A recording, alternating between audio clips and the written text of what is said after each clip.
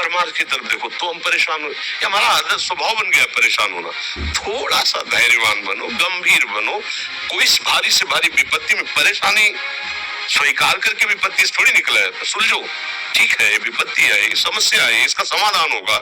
ऐसा थोड़ी कि हमें नष्ट कर देगी। अगर अभी हमारी बड़ी हानि हो जाती है, हम कल इससे बड़ा लाभ प्राप्त कर सकते हैं। हमको एकदम बिल्कुल गंभीर रहना है, इतने कमजोर नहीं बन जाना। अब वो गए तो क्या होगा, अब वो वस्तु गई तो क्या, पद गया तो क्या होगा। प्रयास किया था, ये पद मिला था, इससे बड़ा पद प्राप्त करूंगा, मैं इससे बड़ा महान बनूंगा। ठीक है, एक बार गिर गया, गलती हो गई, दंड भोगूंगा, फिर इससे ज्यादा संयम में रहूंगा। बिल्कुल मतलब एकदम फ्रेश दिमाग रखना चाहिए। और अपने लोग क्या है, जरा सी बात में एकदम पछड़ा कर लेते हैं, एकदम कमजोर हो जाते हैं। ये बिल्कुल ठीक नहीं है। हम जीवन भर की यात्रा की बात कह रहे हैं, भारी से भारी कष्ट में भी मुस्कुराना, तो हमें बल मिला है, हमें भगवान की कृपा का दर्शन हुआ है, हमें उनका दुलार दिखाई दिया है। अगर ऐसे तो भाग जाते हैं, फिर परमार्थ में थोड़ी चलना होता है। आज जो आप सुन करके लाभ लेने की चेष्टा कर रहे हो ना, ये केवल प्रवचन नहीं है, ये जीवन है। अगर ये जिए ना होते ना तो ये इसका प्रभाव नहीं पड़ता, फिर वाणी का प्रभाव नहीं पड़ता। हम इसीलिए कहते हैं, जैसे आप लोग एकदम परेशान हो जाते हैं तो बोलो, क्या हमसे ज्यादा परेशानी होगी? दोनों किडनी खराब, दवाई लाने के लिए पैसे नहीं, पानी रखा है हम उठ के पी नहीं सकते, भीषण शरीर में कष्ट, भीषण बुखार, क्योंकि किडनी फेल, जरा में बुखार, खाने को क्या, रोटी मांग के लाओ। अगर वहां सब्जी मिलती तो लाल मिर्च ऐसी पड़ के मिलती थी तो खा नहीं सकते थे। आप सोचो, पानी लाना है तो मुझे लाना है, पीना है तो मुझे पीना है। अगर मैं हारता तो कहां पहुंच जाता, क्या स्थिति होती? नहीं, मरना है। और कदम पीछे कोई दिन ऐसा नहीं जिस दिन सेवा ना की हो, जिस दिन सेवा ना गए हो। गुरु जी की सेवा में जाना है, पहले अपने को स्वस्थ साबित करना है, सेवा नहीं लेंगे, तुम बीमार हो, तुम कष्ट में। वैसे उनकी दृष्टि बड़ी शांत है, उनकी सेवा की, आके लेट गए। फिर हिम्मत की, अपनी शरीर की सेवा की, मधुकरी नहीं गए, 3-3, 4-4 दिन भोजन नहीं गए, पर सेवा नहीं छोड़ा, दिनचर्या नहीं छोड़ी। और उसका प्रधान कारण संयम, ब्रह्मचर्य, भगवताश्रय, नाम जप, कभी हारने नहीं दिया।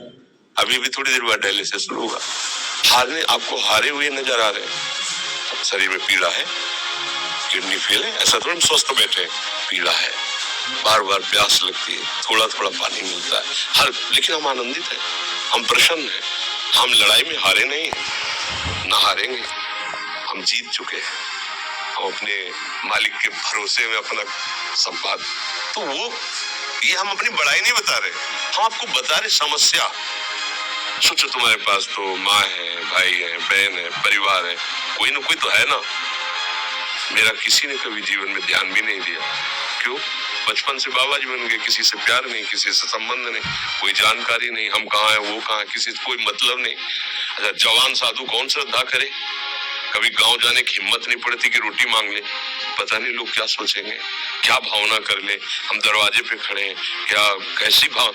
जो हमारे सामने आकाश वृत्ति से आया यौवन अवस्था में, वही पाया, अन्यथा भूखे रह गए। जब हम हर समय अपने को विवेक के द्वारा सावधान रखे तो हम कभी निराश नहीं हुए, कभी उदास नहीं हुए, कभी ऐसा नहीं लगा कि यार हम दुखी, कभी नहीं लगा। उसी का फल है कि उस सुख का संकेत मिल गया जहाँ दुख की निशानी भी नहीं है, वही उसी के बच्चे हो। हम सब उसी धातु से बने हुए हैं। हम इतना क्यों परेशान हो जाते हैं? हम ये देखते हैं, अपने लोग थोड़ी बात बिगड़ गई परेशान, नहीं बिगड़ी तो बिगड़ जाने की संभावना में परेशान है। आज सुख है, लेकिन कल सुख छिन जाएगा तो हम आज के सुख में सुखी ना होकर कल के दुख की आने की संभावना में भयभीत हो। अब क्या हमारी सोच रह गई? हमको इतना बलवान बनना है कि सुख और दुख दोनों हमको छू न सके।